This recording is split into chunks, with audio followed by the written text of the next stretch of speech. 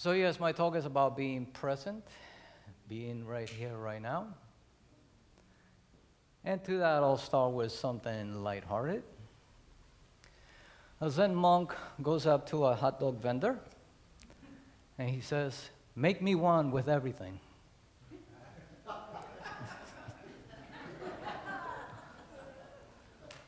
The hot dog vendor tells him how much it is.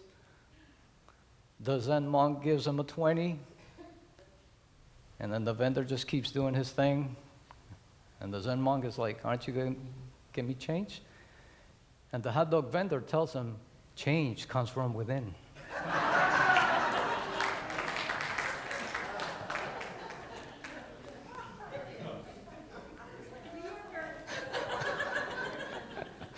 Hey. So yeah, being present is that conscious realization that you are an eternal spiritual being. Does anybody agree with that? I hope most of us do here, right? Welcome, spiritual seekers. Be present. I'd like to invite you to take a centering deep breath right now and become present to your inner being right here, right now. We spend the majority of our lives preparing to live. We treat the current moment as an administrative obstacle, a waiting room that we must endure before arriving at the real destination. Has anybody been there? I know I spent most of my life doing that, right? So we tell ourselves that whatever we want to accomplish will be here in the future. Whatever we want to do, whatever we want to be, right? And we forget to stop looking to the future, to stop remembering the past, and to start focusing on the present moment. Be present. Take a slow, deep breath. Wonderful. Guess what? The present moment is not a destination, right? It's not something we need to look forward to in the future. It is something that we just need to become aware of. And how do we do that? We gotta stop and take notice, right? Imagine if meditation became an Olympic sport. Get ready, get set, stop.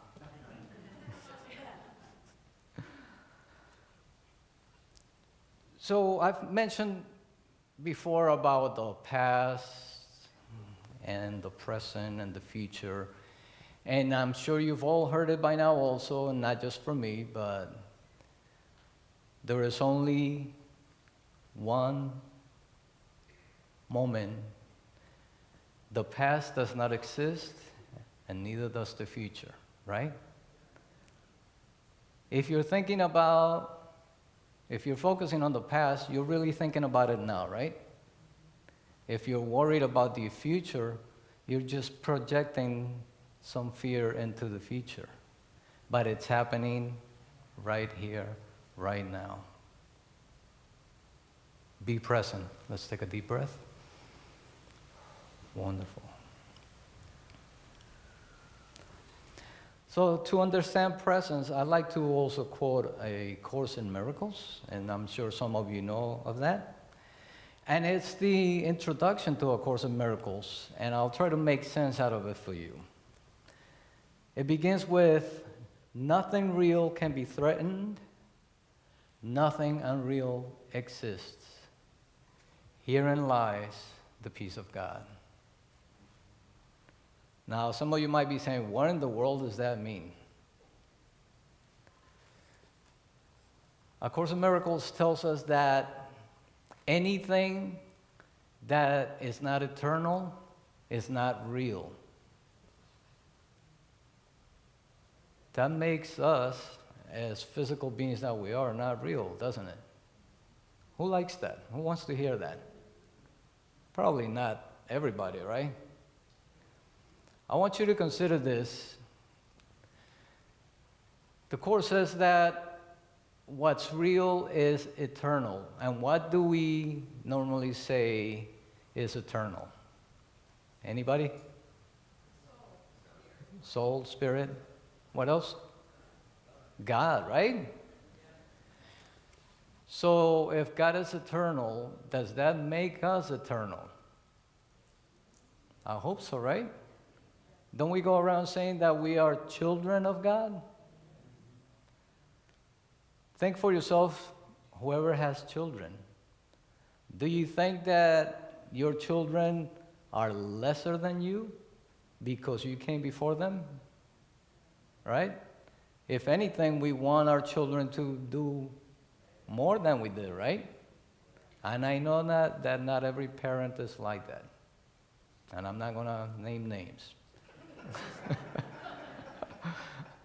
But I think most of us understand that we want our children to do better. So, and that our children are really a reflection of us, and it's kind of like our legacy. So if we're children of God, we truly are eternal. One last thought about this. Consider the fact that A Course in Miracles tells us that we are really living in a dream. Consider this. I think most of us, if not all of us, at some point in our lives, have had a dream that we were dreaming, right? And in that dream, we thought everything that happened in that dream was completely real. Anybody else besides me? Right? So much so, I can tell you for myself, I've woken up from dreams with my heart palpitating, maybe sweating, because everything that I was experiencing in my dream was very real to me, right? But what happens when you wake up? You realize that it was not real. So A Course in Miracles is kind of giving us that same feel that we're truly having just a dream within a dream. And nowadays, of course, through the movie The Matrix and other things that we've seen, we understand, I think, a little more about being in a simulated world. And we might be in a simulated world, if you want to bring it up to computer terms, right? So if that's true, do we want to walk around every day worried about what we need to do, who we need to be? Do we need to worry that anybody else outside from us is against us? How would you walk around the world if you knew that nothing and no one was against you?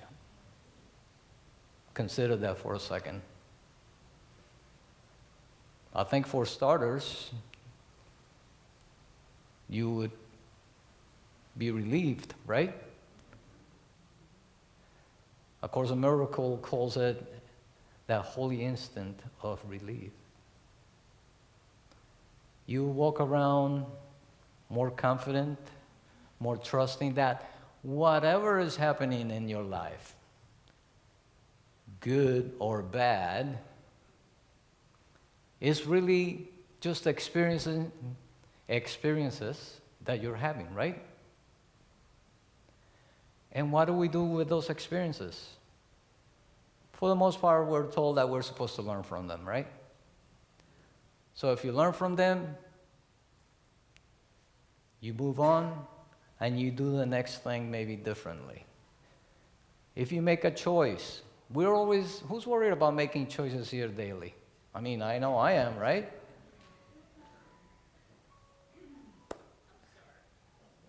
Don't be. If you make a choice and you worry about it, do you think any choice that you make is wrong? And I know I can tell you I've had plenty of wrong choices, or so I thought, right? But what happens when you make a wrong choice? And you realize that you made the wrong choice, right? You learn from it. I just heard that. So now you know that you can make a different choice. A Course in Miracles tells us you can choose again. I'm going to say it, as long as you're in this world still living as we know it, you always have the chance to choose again, right? How will you go around the world daily if you knew that you didn't have to worry about anything, that nobody was against you? Will you be more relaxed? Would you maybe be excited about what it is that you're going to learn, the next choice that you make? And yes, even those choices that we make that are not so wrong, be excited about them because you know that you're learning something and you move on to the next choice that you need to make, the next experience. And I am forgetting right now exactly how many times, but we all heard about when Benjamin Franklin invented the light bulb. And somebody asked him how many times he had tried it. And I'm just going to throw a number there, 200 times. So they said, oh, so you failed 200 times? He said, no. I learned what not to do till I get the 200th time. So learn from what you're experiencing. Be okay with whatever happens throughout your day. And I'm not going to stand up here and say that it's easy and that I feel joy with everything that happens around me. I think we've all had not so good experiences, things that make you think, why me? I'll be honest with you, I had a little bit of that when I was going through my medical condition. You guys have heard about it, most of you, where I had colon cancer. Something deep down in me kind of had me kind of relaxed about it. But yes, there were a couple of times where I thought, okay, this might be it. And as I stand up here saying that, I cannot even imagine what my wife was going through. Because something inside me knew, but she doesn't know what I'm feeling, right? She doesn't truly know my thoughts, my heart about the situation. And even though I had a couple of moments where I said, okay, maybe this is it, I won't even make it to 60. And yes, in a couple of months, I'll be 63. So, thank you. That makes me feel old.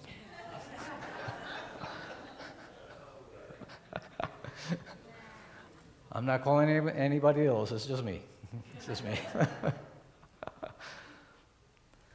So yes, you want to go around life knowing that there's nothing to worry about, right? We read in the Bible that if God is for you, who could be against you, right? Let's say it together. If God is for me, nobody is against me. Together? If God is for me, nobody is against me. How does that feel? Beautiful, right? So yes, you're going to walk around not worrying about what you're going to do the next day or who you're going to meet or whatever. You might walk around not judging people. Has anybody here judged anybody else in their lives? If you are truthful, you should all be raising your hands. So yeah, you won't be judging others, you will not be judging yourselves. You will not think that you have to fix anyone or anything.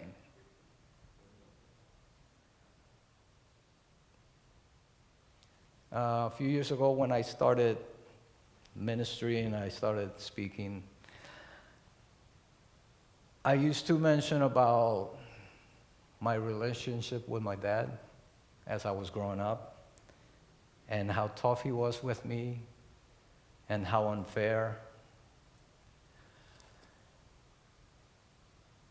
And it took me to be, I'm going to say, adult enough to realize that he was the parent that I was supposed to have. He was the dad that I was supposed to have. My mom was the mom that I was supposed to have. Right now, this year, it's 2 years ago that they both passed away within 3 months of each other. Even though they were not together, there was always that connection with them. I'll give you a quick, my mom passed away before our dad did, and we were talking to him about what he wanted to do when he died, as, you know, do we bury you, do we cremate you? He didn't even thinking about it. He just asked, what did your mom do? And he said, I'll do that. So I stand here realizing the connection that they had, even though they had been separated for many years before they both passed away. There's a reason why I'm here. I wasn't supposed to be born either because they were not married. Imagine that, the things that we go through, the things that we have to kind of grow out of, you know, the mentality that we had years ago, decades ago. And yes, we still have a lot of work to do, don't we? Does anybody think that everything is hunky-dory right now? I mean, I'm reminded that, and I was looking into it, this Friday will be the 10th year anniversary of the Paul shooting. Just by show of hands, who was here in Orlando when that happened? Yeah. Now, who was here at this church when that happened?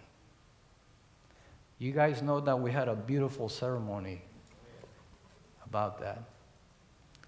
I actually, after that, I had the privilege to actually be at the polls, helping to read out the names. And I consider it an honor. We still have a lot of work to do. I actually just saw something this morning. Somewhere in Ohio, I think it was a university,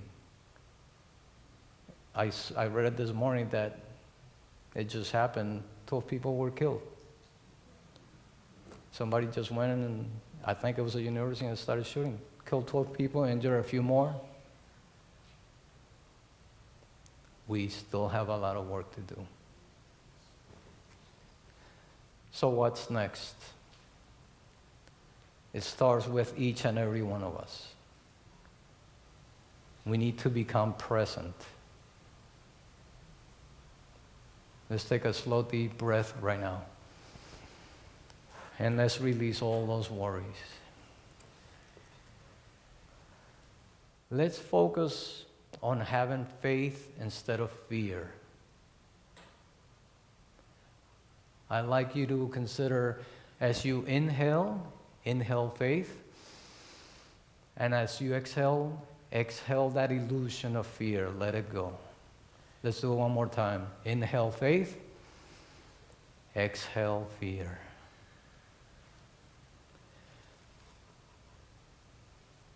Whenever you go through the day, when you wake up in the morning, and you take on the world, as we say, Begin with a centering breath, maybe a centering prayer. Have faith that you truly are divinely guided. We have a choice to either get the direction from the Holy Spirit or get the direction from our fearful ego. When you wake up in the morning, become present. Take a centering deep breath, a centering affirmation. It could be something as simple as I am a child of God. To remind yourself of your true essence, of your true identity. You are eternal. You are divine. We all are divine. Let's take a slow deep breath. Center ourselves. Let's go into meditation.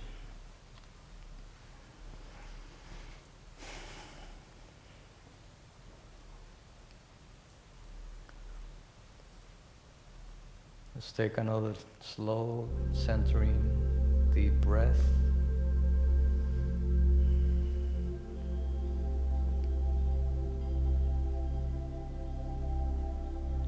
Know that we are here in divine order.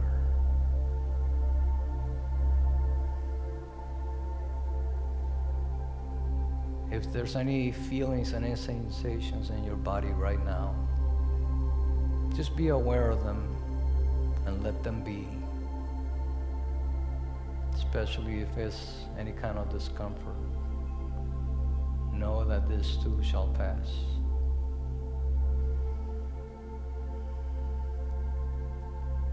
Be aware of how you feel sitting right where you are.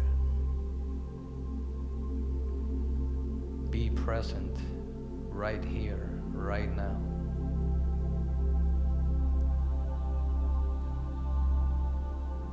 Take in that faith that you are a child of God, and nothing and no one can be against you.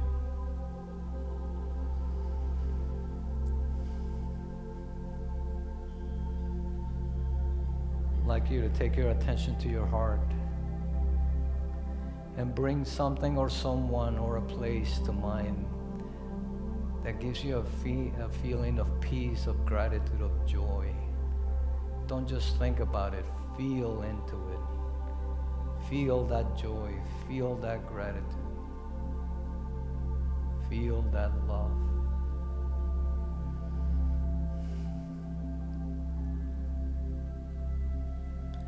This month, we follow one of the 12 powers, the power of imagination. And that energy center is right at your third eye. I dare you to start imagining a world filled with peace in our cities, in our countries, all over the globe. Imagine everyone and everything being the light. Imagine every single leader that we have speaking and being and acting from compassion, from love.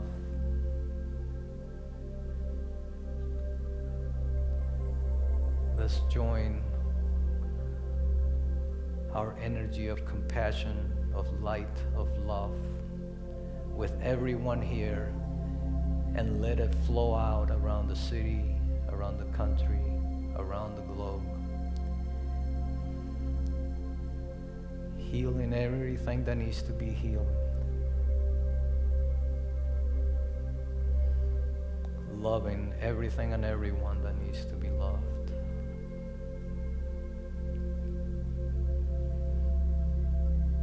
Truly let that feeling come from you.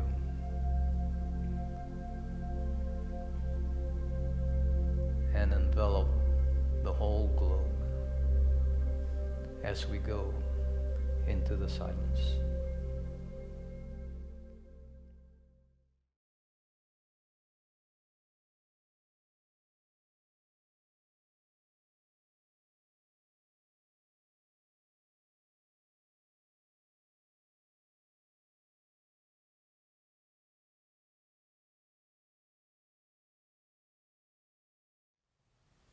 And as we slowly start coming back into the presence of the room,